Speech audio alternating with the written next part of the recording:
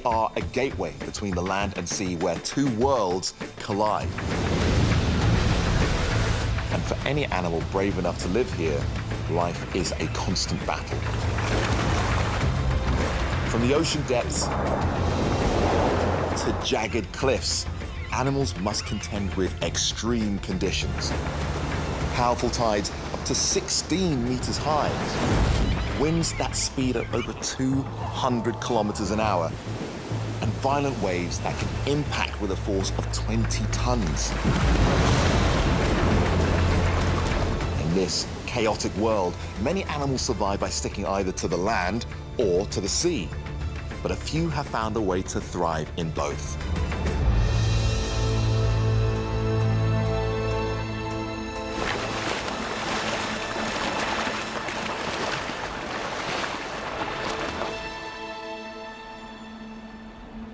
There's one Antarctic species that's got this down to a fine art.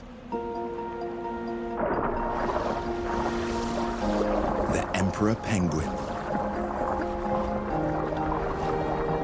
With a sleek, streamlined shape, underwater, these birds are in their element.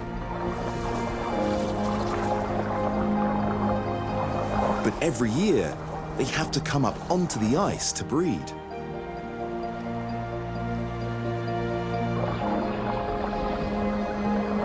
Problem is, these birds actually weigh 40 kilograms. That's the same as a baby hippo.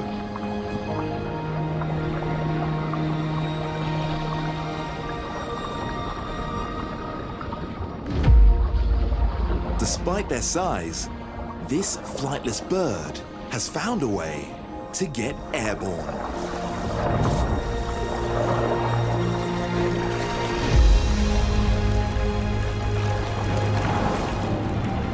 And the secret lies deep beneath their feathers.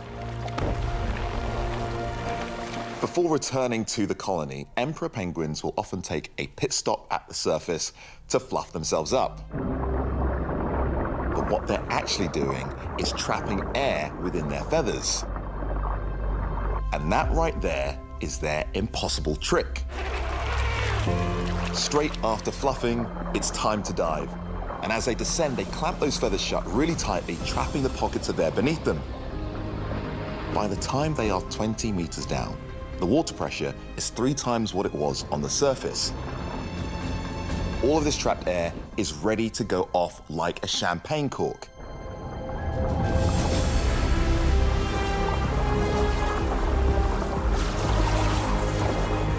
As the penguins ascend, the air streams through their feathers. It creates a lubricating layer around their bodies, which helps reduce drag and supercharges their swim. On a jet-powered stream of bubbles, the emperors break through the surface at almost 30 kilometers an hour, 4 times their normal swimming speed.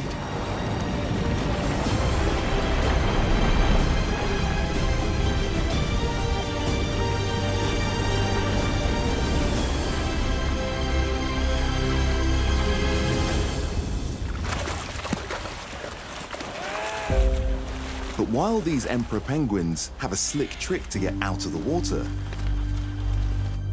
their cousins have a far more treacherous transition to contend with.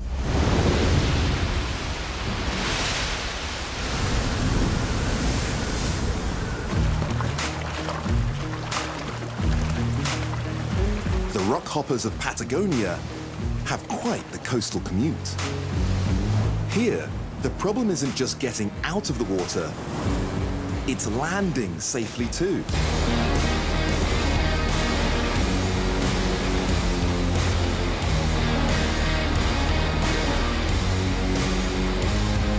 So, these birds need a smart way to ensure a safe touchdown. Their groundbreaking strategy is to stay, well, small. Now, I know this might not sound like the most ingenious adaptation, but when you consider Newton's second law of motion, it all starts to fit into place. Assuming the speed the penguins are hurled against the rocks stays the same, then size really matters. Because the smaller you are, the less force or energy you hit the rocks with, and less energy means less chance of being hurt. As one of the smallest penguins in the world, standing at just 50 centimeters and weighing only 3 kilograms, the rockhopper has some serious bounce.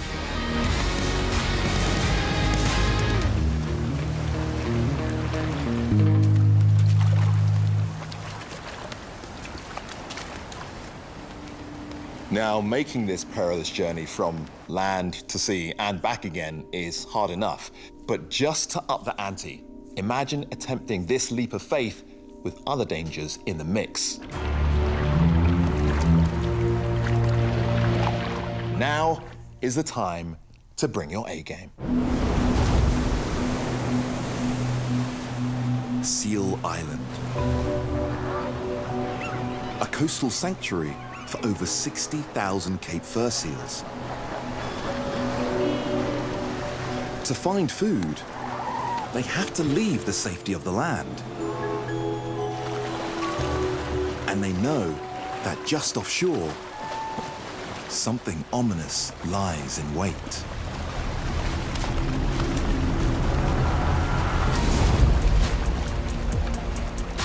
The great white shark.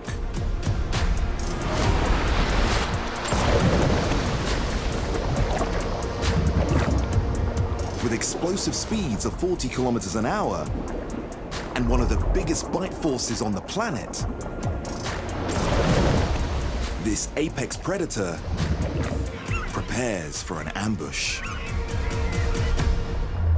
To make matters worse for the seals, these sharks come turbocharged. Most fish are cold-blooded, but great whites are one of only 5 species of shark that are warm-blooded, and they achieve this by constantly swimming. This process of using their muscles non-stop generates enough heat to keep their core a warm 26 degrees Celsius. Having warmer muscles helps them unleash that explosive burst of speed. In fact, great whites can power from a depth of 30 meters to the surface in under 3 seconds. It's the secret behind that classic smash and grab.